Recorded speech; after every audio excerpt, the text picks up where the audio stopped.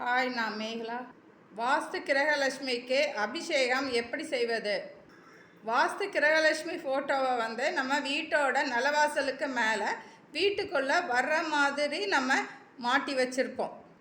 அதுபோல் வாஸ்து கிரகலட்சுமி எந்திரத்தையும் நம்ம வீட்டோட நிலவாசலில் உள்பக்கம் வர்ற மாதிரி நம்ம மாட்டி வைப்போம். மாட்டி வைக்கிறதுக்கு முன்னாடி அந்த எந்திரத்துக்கும் அபிஷேகம் பண்ணி வைக்கணும். வாஸ்து கிரகலட்சுமி விக்கிரகம் இல்லை, அப்படி இருக்கும்போது எப்படி அபிஷேகம் பண்ணுறது அப்படின்னு கேட்டிருந்தாங்க. வாஸ்து கிரகலட்சுமி விக்கிரகம் இல்லாததுனால நம்ம வீட்டிலையே நம்ம மகாலட்சுமியோட விக்கிரகம் வெள்ளி இல்லை பித்தாளையில் நம்ம வச்சுருப்போம். அந்த விக்கிரகத்தை நம்ம பூஜை அறையிலேருந்து எடுத்து நம்ம வீட்டோட நிலவாசலுக்கு கீழே ஒரு மனை வச்சு அந்த மனைக்கு மேலே இந்த விக்கிரகம் வச்சு அபிஷேகம் பண்ணணும். கூடவே விநாயகர் விக்கிரகம் இருந்தால் விநாயகர் விக்கிரத்தையும் எடுத்து வச்சுக்கணும். இஷ்ட தெய்வம் எதுவோ அந்த இஷ்ட தெய்வத்தையும் எடுத்து பக்கத்தில் வச்சுட்டு அபிஷேகத்துக்கு தயார் பண்ணணும்.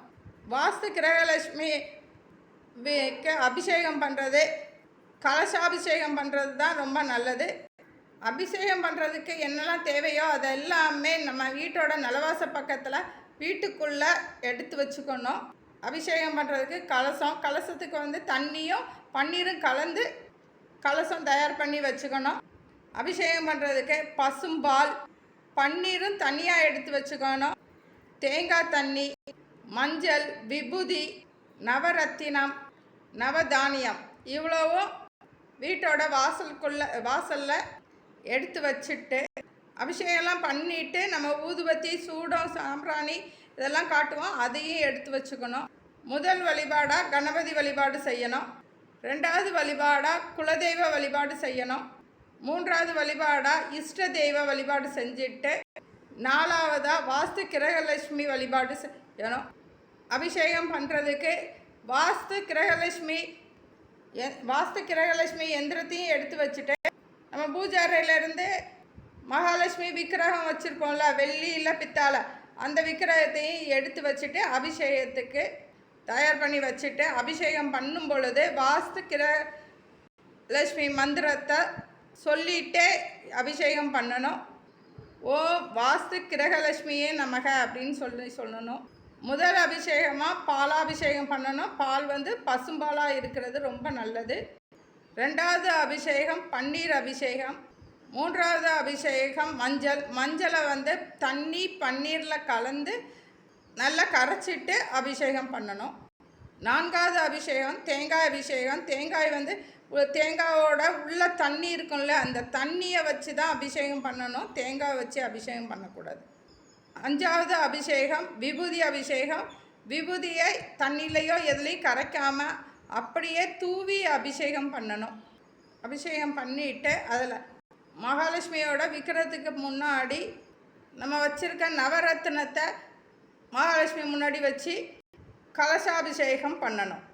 பண்ணிவிட்டு நம்ம வச்சுருக்க நவதானியங்களை மகாலட்சுமிக்கு சமர்ப்பிக்கணும்.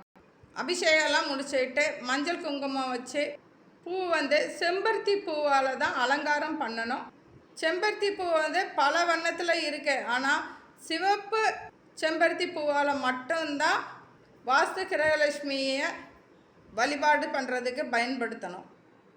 விக்கிரகத்துக்கு மஞ்சள் குங்குமம் வச்சு அலங்காரமும் பண்ணிவிட்டு வாஸ்து கிரகலட்சுமிக்கு நெய்வேத்தியம் வைக்கணும். நெய்வேத்தியம் நம்மளால் என்ன நெய்வேத்தியம் வச்சு வழிபாடு செய்ய முடியுமோ அந்த நெய்வேத்தியத்தை வச்சு வழிபாடு பண்ணலாம். நெய்வேத்தியம் என்னலான்னா வெல்லம், பூசணிக்காய், தயிர், நெய், பாயாசம், நாட்டு சர்க்கரை, பால், வேறு ஏதாவது இனிப்பு பலகாரம் இருந்தாலுமே அதையே நைவேத்தியமாக வச்சு வழிபாடு செய்யலாம்.